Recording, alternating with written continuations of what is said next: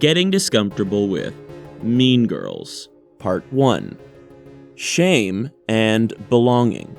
I'm 16, and until today, I was homeschooled.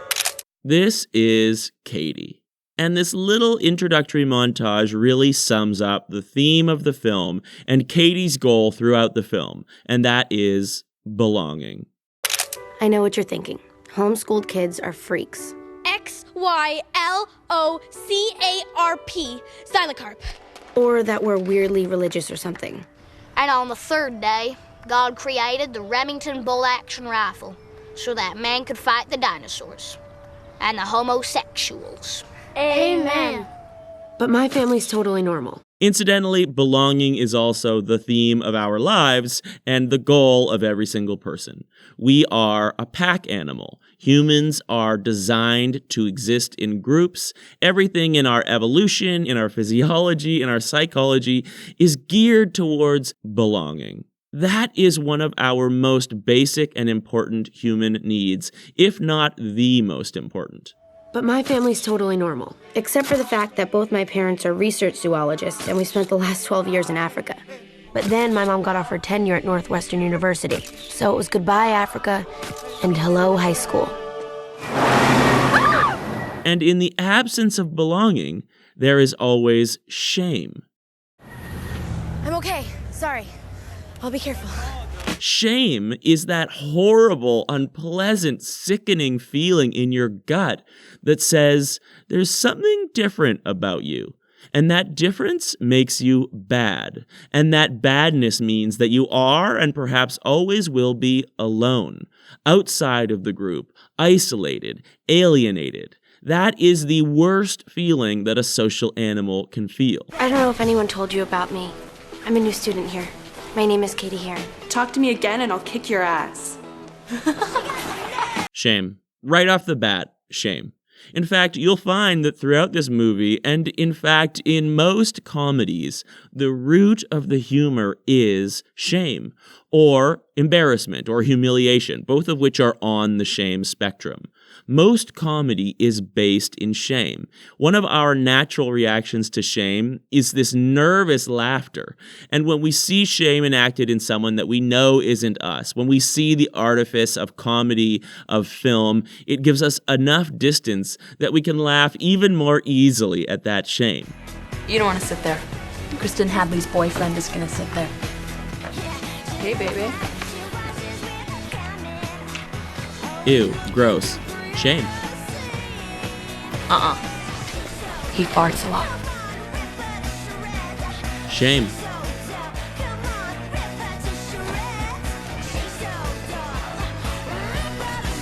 Hey, everybody. Shame, shame, shame. It's worth noting that shame is an externally referenced emotion. That means that it's always in relation to other people. The audience in that classroom watching Katie walk around and making all of these mistakes, that is where the shame comes from. It is their perceived judgment, laughter, criticism, scorn, disrespect that triggers shame inside of Katie and inside of us. Shame can't exist inside of a vacuum. Even if you feel shame when you're on your own, it's because you're imagining the judgment, scorn, and disrespect, laughter of other people. In fact, throughout this movie, everything Katie says in a classroom, if you listen, there is a laughter added into the soundtrack so that we know that other students are watching her and judging her, and that is where the shame and the humor and the humiliation and the embarrassment all comes from. The first day of school was a blur. A stressful, surreal blur. I got in trouble for the most random things. Where are you going? Oh, I have to go to the bathroom. You need the lavatory pass. Okay, can I have the lavatory pass? Nice try. Have a seat. I had never lived in a world where adults didn't trust me, where they were always yelling at me. Don't read ahead. No green pen. No food in class. Bleiben Ihren vorgenannten Platz. This is a period of conditioning. Katie, like any child who's just been born into the world, is looking around and learning the rules. And what's so interesting about the rules is that they feel so true. They feel so objective and real because of the intense shame that they bring up in us. But actually, the rules are arbitrary. Any school that she goes to is going to have different rules in any different country. And coming from Africa, she had a whole set of rules that no longer make sense anymore. So Katie needs to learn a whole new set of cultural norms in order to fit in order to belong, and in order to avoid shame. I had a lot of friends in Africa. Jumbo! What? But so far, none in Evanston. This is a perfect example of shame. We would rather hide than be seen alone in public. Because being seen alone in public like that, at a party or in a cafeteria, says we don't have any friends. Hey, how's your first day? And if we don't have any friends, that means there must be something wrong with us, which means shame. Why do we have shame? Though it's a social function, it's actually about survival. Because as a social animal, we survive the best when we are in a group. So shame evolved to motivate us to stay in the group using the negative reinforcement of a very unpleasant feeling. Because back in the day when we were hunter-gatherers, being kicked out of the group literally meant that we would die. We could not survive on our own. We also have positive reinforcements, like the amazing feelings of love and connection and joy, and the amazing feeling of belonging. It's all geared towards our survival, and that's the important thing to remember about shame. Even though shame is really unpleasant and now completely detached from survival, because we live in a modern world where our survival is all but guaranteed, you can remind yourself that it's really about survival, and that's what makes shame so powerful. We spend our lives trying to avoid that unpleasant feeling by fitting into the group at any cost. And that's what this film is all about. Where's the back building? It burned down in 1987. Won't we get in some sort of trouble for this? Why would we get you into trouble?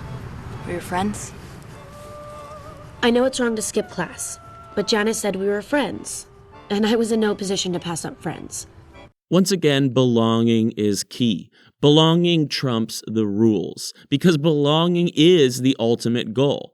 This is the core of what Katie is looking for. Friends. Don't have sex, because you will get pregnant and die. Don't have sex in the missionary position. Don't have sex standing up. Just don't do it, promise? Aside from being a delightfully accurate skewering of the abstinence-only sex education programs that are popular in the U.S., this is also a powerful form of conditioning. By controlling education, by controlling the message, you can shame children into doing what you want. You can shame them into adopting your morals. And that is exactly what they are trying to do here. By making sex bad, bad, bad, by connecting it with an emotion of rejection, of judgment, of scorn, of disrespect, it creates an association inside of these students that when they think of sex, shame may pop up. Okay, everybody take some rubbers. Why don't they just keep homeschooling you? They wanted me to get socialized. Will you look at Karen Smith's gym clothes? Of course, all the plastics are in the same gym class. Who are the plastics? They're teen royalty. If North Shore was Us Weekly, they would always be on the cover. So up until now, Katie's been learning the rules from the teachers. But this is the moment where she starts to get into the rules of the students, the social rules. And we quickly discover that, like most high schools, it is based in hierarchy. That means that there are cool kids, and there are popular kids, and there are uncool kids, and there are unpopular kids. And the ones who are cool and popular are more valuable and more desirable and more lovable and have more belonging, or so it seems. And evil takes a human form in Regina George. Don't be fooled, because she may seem like your typical selfish, backstabbing, slut-faced hoe bag, but in reality, she is so much more than that. She's the queen bee, the star. Those other two are just her little workers. Regina George. How do I even begin to explain Regina George? Regina George is flawless. She has 2 Fendi purses and a silver Lexus. I hear her hair is insured for $10,000. I hear she does car commercials in Japan. Her favorite movie is Varsity Blues. One time she met John Stamos on a plane. And he told her she was pretty. One time she punched me in the face. It was awesome. It's a kind of celebrity obsession culture where everyone worships and looks up to the people at the top of the hierarchy. We elevate the people at the top by trying to be like them, by idolizing them, by talking about them. And it plays right into our shame. Because shame as a feeling makes you feel like you are bad, it immediately raises the possibility that if you are bad, someone else must be good. So you look out and you decide who is good based on how popular or successful they appear or how happy. And then you try to conform with them. You try to fit in with those groups that appear to be successful, that appear to be popular, that appear to have a lot of belonging, which we crave. So hierarchies are built on shame. Shame is what creates that feeling of a binary between people who are good and people who are bad, people who have value and people who don't have value, people who are worthy and people who aren't worthy, people who belong and people who don't belong, people who are lovable and people who are not lovable.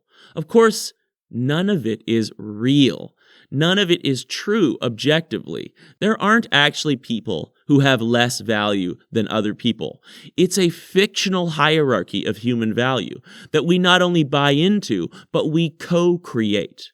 Everyone in this montage is co-creating this fictional hierarchy of human value and placing themselves somewhere along it, assigning themselves a certain value. I'm not as cool and worthy and popular and lovable as Regina, but I'm not as uncool and unworthy and unpopular and unlovable as, say, this group of so-called desperate wannabes.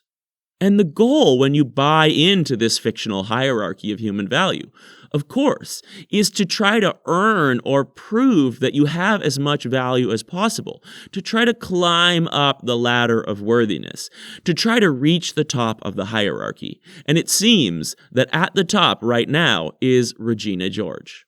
Here. This map is going to be your guide to North Shore. Now, where you sit in the cafeteria is crucial because you got everybody there. You got your freshmen, ROTC guys, preps, JV jocks, Asian nerds, cool Asians, varsity jocks, unfriendly black hotties, girls who eat their feelings, girls who don't eat anything, desperate wannabes, burnouts, sexually active band geeks, the greatest people you will ever meet, and the worst. As you can clearly see, when you exist inside this fictional hierarchy, you want to label people so that you can easily categorize them. If you put all of the Asian nerds in one group and all of the so-called hot Asians in another group, you are easily able to see their position on the hierarchy. Even Katie's new friends, who we will later discover are labeled as the art freaks, have bought into this system, have bought into this hierarchy. They are perpetuating the problem just as much as the popular kids at the top, like the plastics. Katie is essentially being brainwashed into this new system, which actually has no objective reality to it except inside the heads of these students.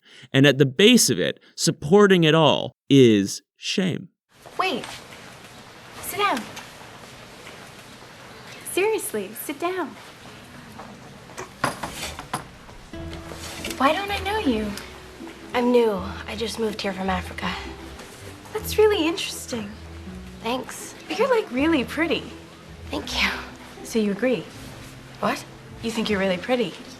Oh, I don't know. Oh my God, I love your bracelet. Where did you get it? Oh, my mom made it for me. It's adorable. And there you have it. This whole movie, this whole premise, hinges on the fact that for random genetic reasons, Katie happens to be considered attractive in this culture. Simply because of how she looks, she catches the eye of the queen of the plastics, Regina George.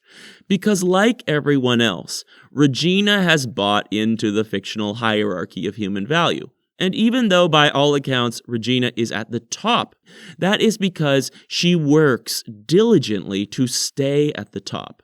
Regina believes deeply that her value as a person, her worth and lovability, depends completely on the opinions of other people.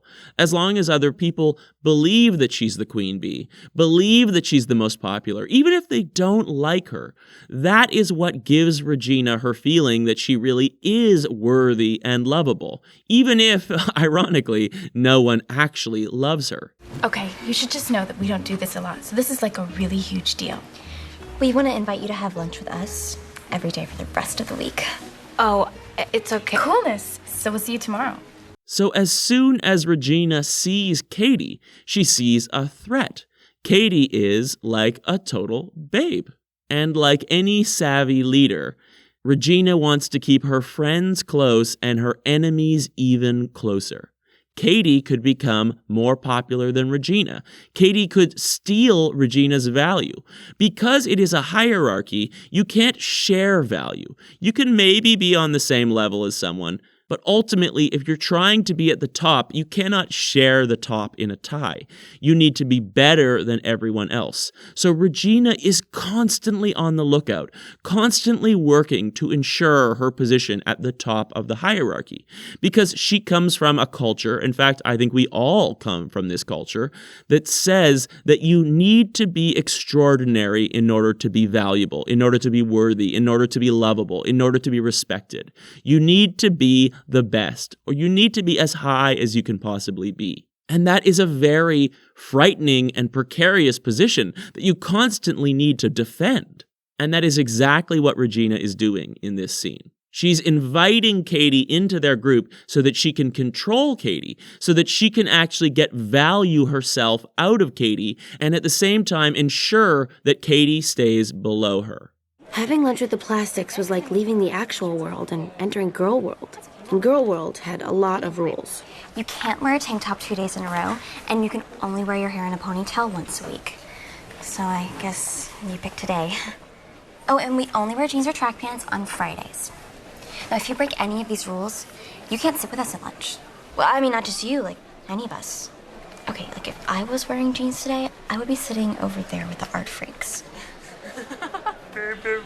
Oh, and we always vote before we ask someone to eat lunch with us because you have to be considerate of the rest of the group. Well, I mean, you wouldn't buy a skirt without asking your friends first if it looks good on you. I wouldn't? Right. Oh, and it's the same with guys. Like, you may think you like someone, but you could be wrong.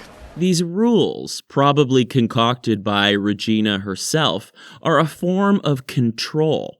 If you don't do what she says, if you don't conform, you are literally kicked out of the plastics. It is a perfect embodiment of what shame tries to convince us is true. If we don't conform, if we don't act like everyone else, we will be kicked out of the group and we will essentially die sad and alone. Being at Old Orchard Mall kind of reminded me of being home in Africa, by the watering hole, when the animals are in heat. This is an apt comparison because it is literally true.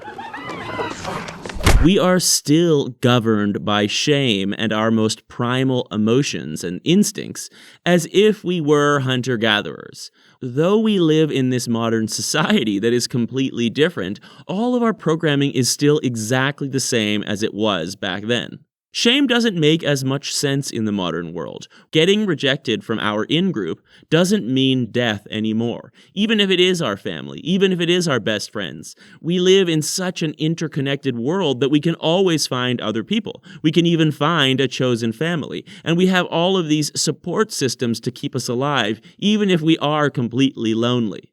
But shame still feels so unpleasant and powerful and motivating because we are genetically and instinctually identical to back when we were hunter-gatherers, where shame literally kept us alive.